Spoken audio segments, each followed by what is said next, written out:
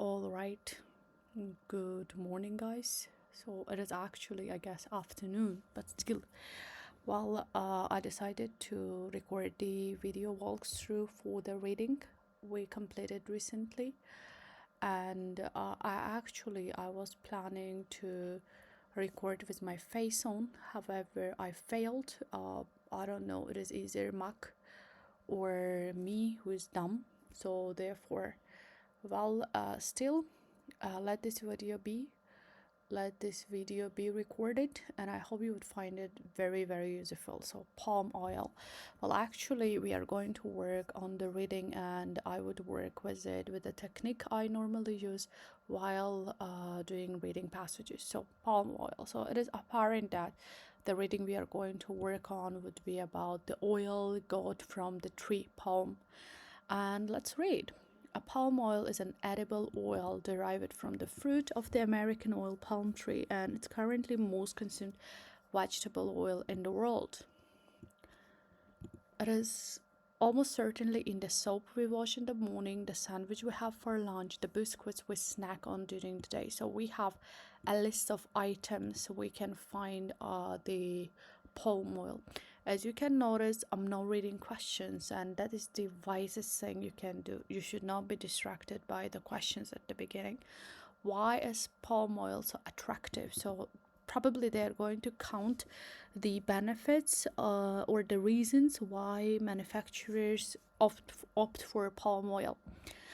Primarily because it's a unique property, such as remaining solid at room temperature, so it doesn't melt easily, make it an ideal ingredient for long-term preservation, allowing many packaged foods on the supermarket shelves to have passed before dates of months, years into the future. Well, basically, here we have the short paragraph about where palm oil comes from.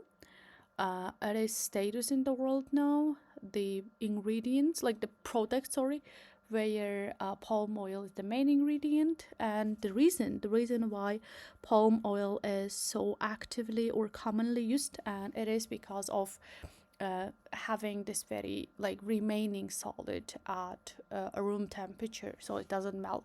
So after we read the paragraph, what we do is go to the questions. So first of all, you have to understand if the questions go in order or out of order. So here the first very type of question is, which section contains the following information? That means these very questions come out of order, so it is really important for you to understand how it works. So if the questions come out of order, you will have to read all the questions given. However, if the questions come in order, reading the first question only is more than enough. So what we have, examples of a range of potential environmental advantages of palm oil cultivation. So we don't have anything about the benefits of palm oil tree cultivation to the environment. So 14 is our description of an organization which controls the environmental effect. So there is no organization. Examples of the widespread global use of palm oil. Well, it is exactly this very line we read with you. So it is like in use almost in everything, like soap, sandwich, biscuits. So that means how palm oil is used. Palm oil is used for soap we wash our hands with, the sandwich, and the biscuits we snack. So the answer is A here.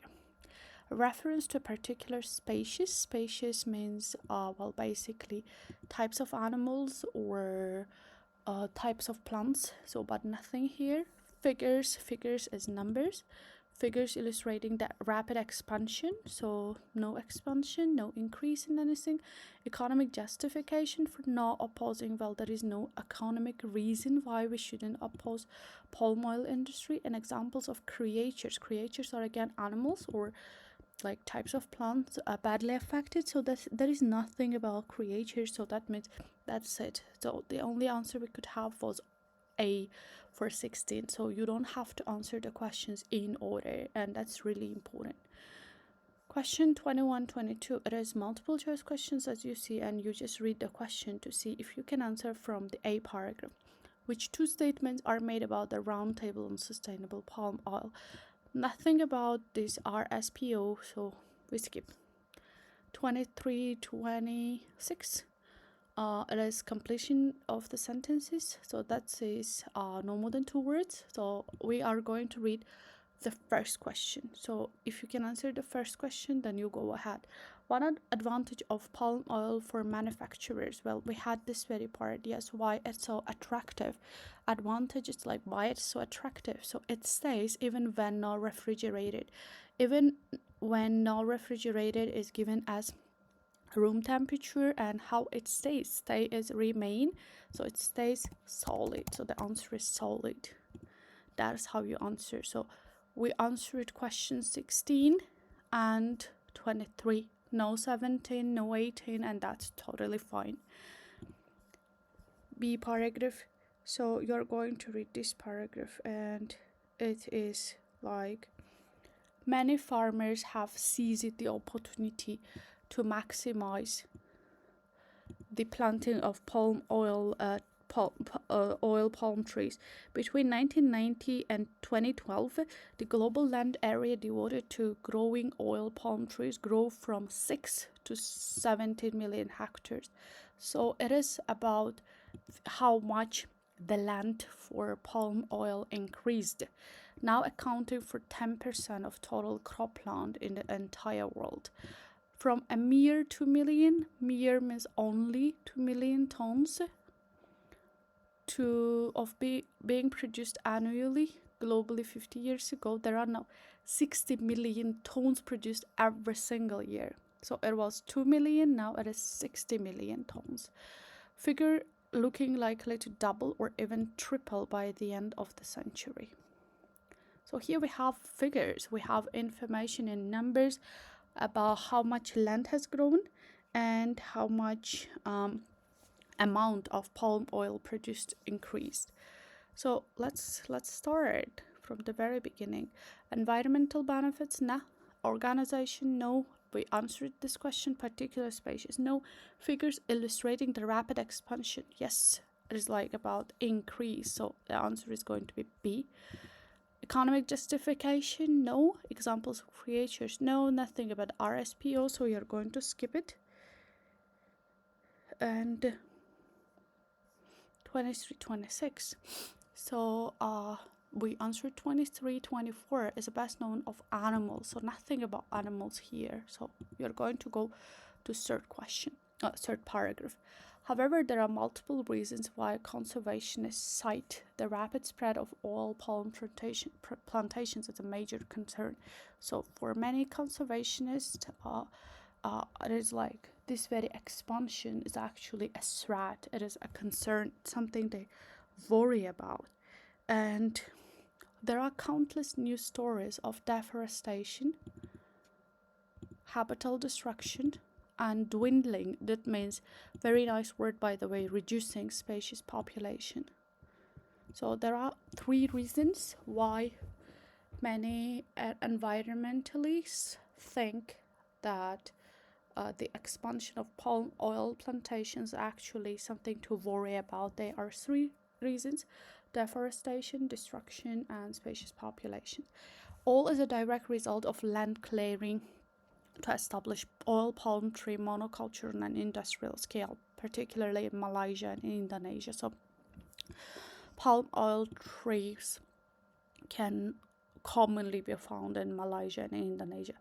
Endangered species, most famously the Sumatran orangutan. So because of these very palm oil trees, we have several endangered species, and one of them is Sumatran orangutan, but also rhinos, elephants, tigers, numerous other fauna have suffered from the unstoppable spread of oil palm plantations. So here we basically have many reasons why actually this very oil palm plantations are something to worry about, are a problem, and a list of animals like creatures that suffer due to this. Let's see. Examples of benefits, nothing about advantages, so no. Organization, no. We answered this question. a reference to a particular species which could benefit the ecosystem of. There is nothing about benefit. We have the animals, right? It is like species. However, they are not benefiting. They are like affected, badly affected. We answered 18. Economic justification, no. Examples of creatures badly affected, yes. They are rhinos, elephants, tigers, Sumatran orangutan that are badly affected. So they are suffering. Suffering is badly affected. So the answer is C here, apparently. 21, 22, we are skipping it. And they is a best known of the animals suffering from habitat loss as a result of the spread of oil palm plantations. So it is Sumatran orangutan that is suffering most here. They mention most famously is the best known. So that is how it works. Nothing about RSPO, so you're not going to answer 25 from here. Let's read the paragraph. Palm oil is surely one of the greatest threats to global biodiversity, declares Dr. Farnon Alwood of the University of the West of England, Bristol. So here they mention that actually palm oil is very bad for our environment.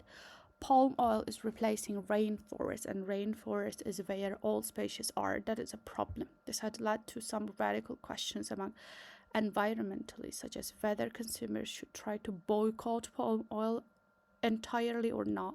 So boycott is like stop like consuming, stop purchasing, or not entirely, is completely. Meanwhile, Bahanavi Shankar, professor at London School of Oriental and African Studies, argued it is easy to say that palm oil is an enemy and we should be against it. It makes for a more dramatic story and is very intuitive. But given the complexity of the argument, I think a much more nuanced story is closer to the truth. So he has a slightly different opinion, and he says that the story is slightly different, it is nuanced. So let's go ahead and see if we can answer any of the questions. So basically, benefits, no. Organization, no. We answered particular species which could benefit, no. Figures, we discussed. Economic justification, no. And two statements, no. And as one of the so it's again RSPO, no. So basically this very paragraph is called empty paragraph, wherein you cannot really answer any of the questions based on the paragraph. So that's something you have to skip. That's totally fine, by the way. Let's continue. We will go with E paragraph. One response to the boycott movement has been the argument for the vital role palm oil plays in lifting many millions of people in the developing world out of poverty. So it's like one of the reasons we should not really boycott palm oil is the fact that it can help many people to be out of poverty. It means not to be too poor. So it is probably the money source for them. Is it desirable to have palm oil boycotted, replace it, eliminated from the global supply chain, given how many low-income people in developing countries depend on it for their livelihood? So that means they are questioning it. So they are questioning the boycott. That means they don't really think it is a good decision. How best to strike a utilitarian balance between those competing factors has become a serious bone of contention. Contention is like discussion. All right, so let's go ahead. So we have range of environmental advantages. Actually, we have advantage like lifting many millions of people in the developing world out of poverty, but it's not environmental. So 14 is out. Organization, no. Particular species, no. Economic justification for not opposing, exactly. It is like why one response to the boycott movement response is like opposing to the boycott, and why we should not do it, because it is money source for poor people. Money is economic justification. So the answer is E here. That's it. So nothing here. And 25 is also related to RSPO, so we are not going to answer it. We cannot really F paragraph, something quite longer. Let's go ahead.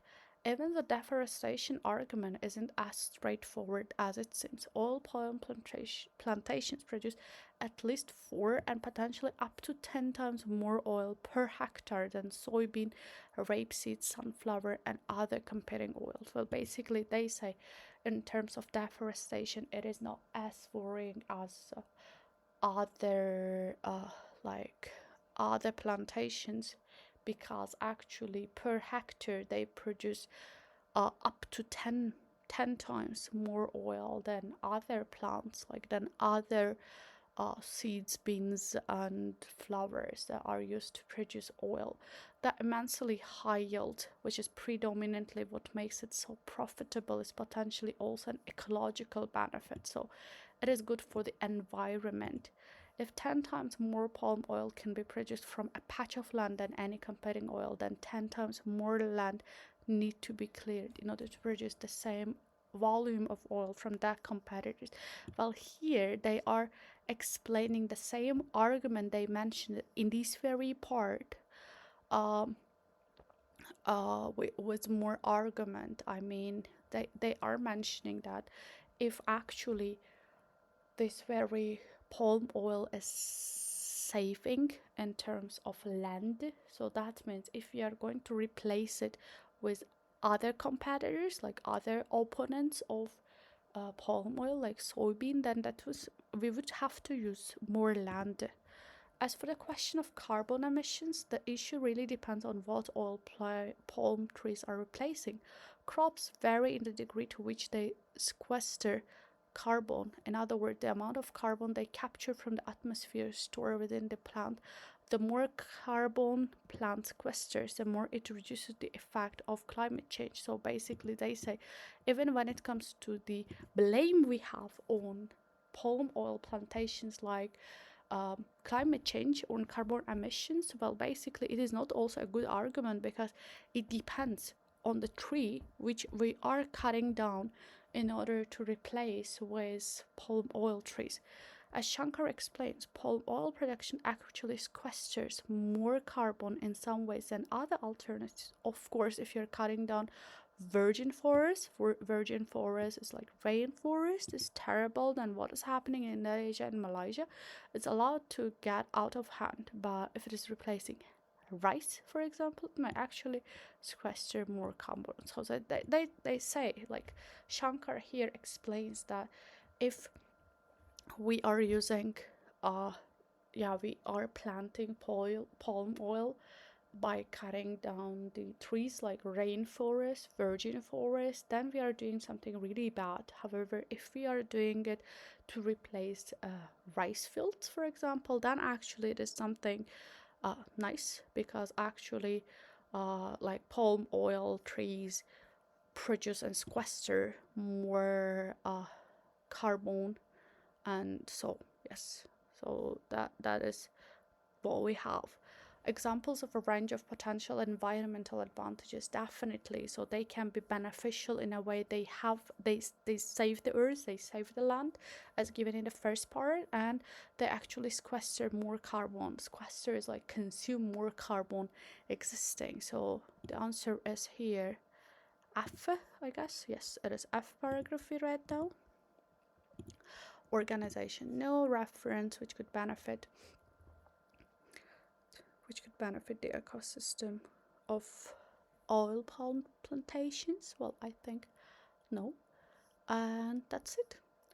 Nothing about RSPO, and here we also had RSPO, so no. And that means we are going to continue, we're going to go ahead. So here finally we have this very RSPO organization. The industry is now regulated by a group called a Roundtable on Sustainable Oil, so RSPO, consisting of palm growers, retailers, product manufacturers, and other interested parties. Over the past decade or so, an argument has gradually been reached regarding standards that producers of palm oil have met in order for their product to be regarded as officially sustainable. RSPO insists upon no virgin forest clearing, transparency, and regular assessment of carbon stocks, among other criteria. So RSPO is the one that regulates everyone involved in palm oil plantations, like cultivation. It's like palm growers, retailers, manufacturers, and other parties. And there are several criteria. One of them is no virgin forest clearing for planting palm oil, transparency, which means openness, regular assessment of carbon stocks. All of these requirements are fully satisfied is the oil allowed to be sold as certified sustainable palm oil, like CSPO.